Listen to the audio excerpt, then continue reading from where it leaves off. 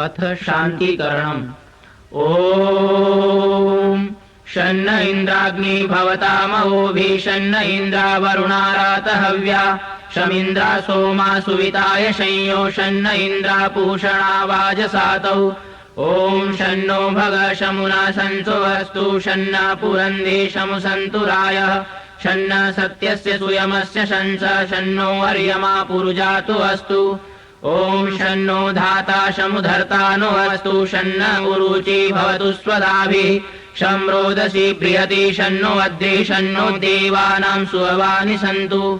ॐ शन्नो अग्निर्ज्योतिरनीको अस्तु शन्नो मित्रावरुणावश्विनाशम् शन्न सुकृतां सुकृतानि सन्तु शन्न इशिरो अभिवातु वातः ॐ शन्नो द्यावा पृथिवी पूर्वभूतौ शमन्तरिक्षं दृशयेनो अस्तु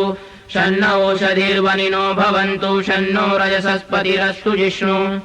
ॐ शन्न इन्द्रो वसुभिर्देवो अस्तु शमादित्येभिर्वरुणः शंसः शन्नो रुद्रो रुद्रेभिर्जलाशः शम्नस्त्वष्टाग्नाभिः शृणोतु ॐ शन्न सोमो भवतु ब्रह्म शन्न शन्नो ग्रावाणः शमुसन्तु यज्ञाः शन्न स्वरूणां मितयो भवन्तु शन्न प्रश्व संवस्तु वेदिः ॐ शन्न सूर्य उरुचक्षा उदेतु शन्न शतस्र प्रदिशो भवन्तु शन्न पर्वता ध्रुवयो भवन्तु शन्न सिन्धव शमुसन्त्वापः ॐ शन्नो अदितिर्भवतु व्रतेभिः शन्नो भवन्तु मरुतस्वर्का शन्नो विष्णु शमुपूषानो अस्तु शन्नो भवित्रं शंवस्तु वायुः ॐ शन्नो देव सविता त्रायमाणः शन्नो भवन्तु शशो विभाति शन्न पर्जन्यो भवतु प्रजाभ्यः शन्न क्षेत्रस्य पतिरस्तु शम्भुः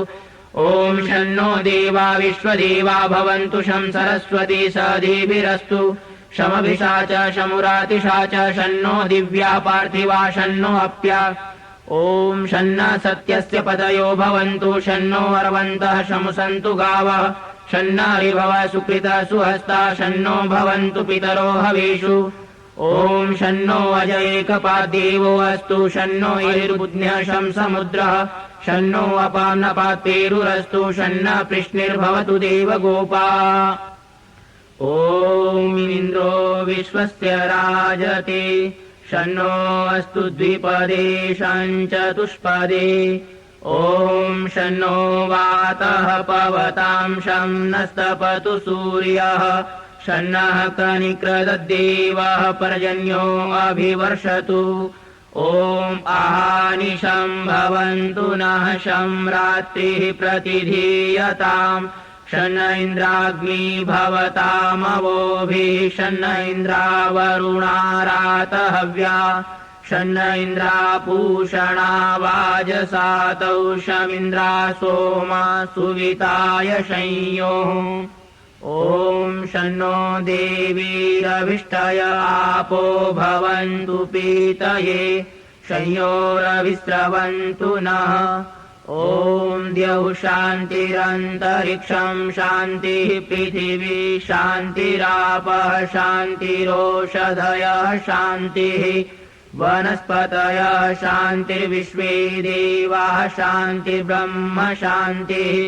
सर्वं शान्तिः शान्तिरेव शान्तिः सा मा शान्तिरेधि ॐ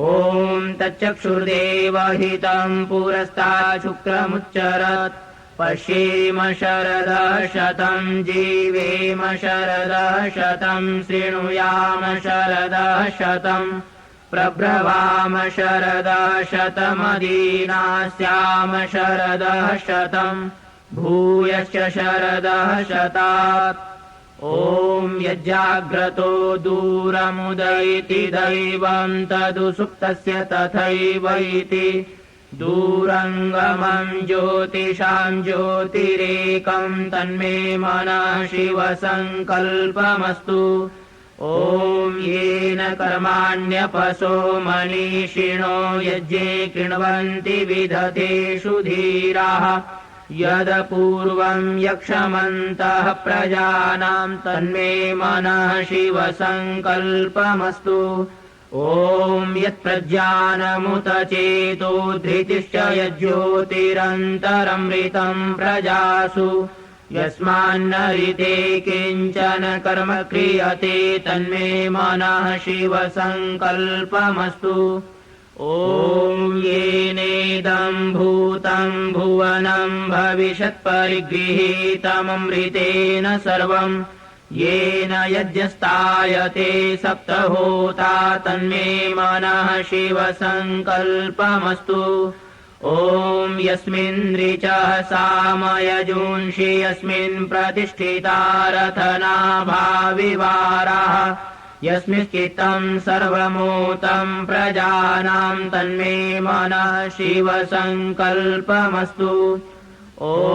सुषारथिरश्वानि वयन्मनुष्यान्नेनीयतेभिषु विवाजिन इव हृत्प्रतिष्ठं यदजिरं जविष्टं तन्मे मनः शिवसङ्कल्पमस्तु। ॐ स नः पवस्वशं गवे शं जनाय शमर्वते शं राजन्नोषधीभ्यः। ॐ अभयं नः करत्यन्तरिक्षमभयं द्यावा पृथिवी उभे इमे अभयं पश्चादभयं पुरस्तादुत्तरादधरादभयं नो अस्तु। ॐ अभयं मित्रादभयममित्रादभयं ज्ञातादभयं परोक्षात् अभयं नक्तमभयं दिवानः सर्वा आशा मम मित्रं भवन्तु। इति शान्तिकरणम्।